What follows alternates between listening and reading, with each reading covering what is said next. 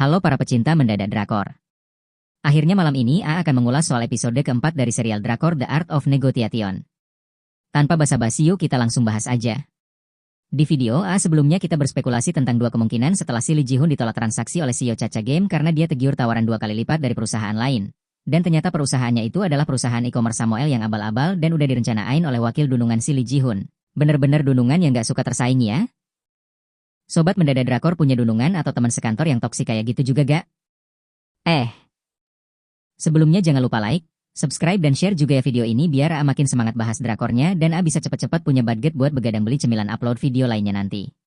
Yuk lanjut, di kantor pertemuan ternyata sudah ready si wakil dunungan Lee Ji-hoon buat nyambut si CEO Chacha Game lalu terjadilah perbincangan atau bahasa kerennya negosiasi dan ternyata si CEO Chacha Game dibuat kaget karena tawaran si wakil dunungannya Lee itu bukan $20 juta tapi cuma $2,1 juta paniga tuh. Di sisi lain, ternyata si cantik tombau bernama Jenny yang merupakan temannya pegawai magang di tim Lee Ji-hoon tiba-tiba udah gabung jadi karyawan di Chacha Game aja.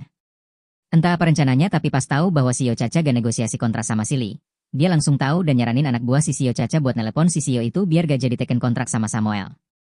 Di skene selanjutnya ternyata si Jenny itu nemuin temennya si culun yang magang di kantor Sanin sama si Lee. Dia ngobrol soal game Chacha dan kayaknya si Jenny itu justru mau bantuin tim Lee. Cewek udah cantik, pinter, PK lagi, idaman adeh. Balik lagi ke si CEO Chacha dan wakil dunungan si Lee. Ternyata dia tiba-tiba udah di halte bis aja sambil nge-headset dengerin suara yang ternyata itu suara perempuan yang menjadi inspirasi dibuatnya game Raja Kurir. Effortnya oke juga ya suka sama cewek dipendam terus dibuatin sesuatu yang anti-mainstream.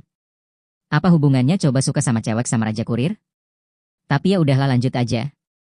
Tim si Lee tiba-tiba observasi ke lokasi yang jadi latar poin penting di game Raja Kurir. Istilahnya disebut telur Paskah. Dan ternyata lokasi itu adalah tempat tinggal si cewek yang ditaksir CEO Chacha Game. Dan kejutan lainnya adalah, latar rumah si cewek itu juga dijadiin latar game buatan DC yaitu saingannya Chacha Game yang katanya nyuri semua detail kode Chacha Game dan dijiplak semuanya sama CEO DC yang gak lain gak bukan yaitu temannya si CEO Chacha itu sendiri dan lebih bikin kagetnya adalah selain nyuri game Chacha. Si CEO DC juga nyuri cewek yang disukasin sama si CEO Chacha. Emang banyak banget temen biadab ya guys. Saking ngebetnya si Lee mau beli Chacha Game. Akhirnya ketemulah mereka di gang jalan ke rumah CEO Chacha Game malam itu. Setelah ada perbincangan sekilas ternyata CEO Chacha Game kaget dan sadar telah tertipu oleh Samuel yang hanya mengontrak dan membeli game Raja Kurir 2, $1 juta sedangkan si Lee benar-benar akan membelinya $10 juta. Nangis gak tuh? Singkat cerita pas si Lee lagi nelpon ada si culun anak magang nyamperin dan jujur soal dia gak mainin game Raja Kurir. Di sisi lain tiba-tiba muncullah senior si anak culun yang ternyata dialah dalang dibalik bocornya rencana tim Lee beli Chacha Game karena memanfaatkan kepolosan si culun yang bilang kalau tim dia sama Lee bakal beli Chacha Game. Kejutan berlanjut saat ternyata salah satu anggota tim si Lee yaitu pengacara gemoy nemuin CEO DC Games. Karena dia tahu hukum, dia melobi dan paham cara membuktikan kalau CEO DC Game nyuri disk milik Raja Kurir. Karena takut dihukum, si gemoy nawarin damai antara DC versus Chacha. Dengan syarat DC bayar ke Chacha $10 juta sekaligus saham DC Games sebesar 10% bakal dikasihin juga ke Chacha. Ditambah lagi kalau selama Chacha nanti launching game baru maka DC harus vakum dan jangan dulu launching apapun. Pak Lee gak bisa bertindak sendiri. Jadi balik lagi lah dia ke dunungannya dan bilang bakal akuisisi DC Game sebesar 51% dan melibatkan Chacha Game di dalamnya sebesar sahaman yang 10%. Dapat restu dari dunungan, si Lee akhirnya teken kontrak jual beli sama CEO Game Chacha dan berakhirlah episode 4 ini dengan ditraktirnya tim Lee oleh CEO Chacha.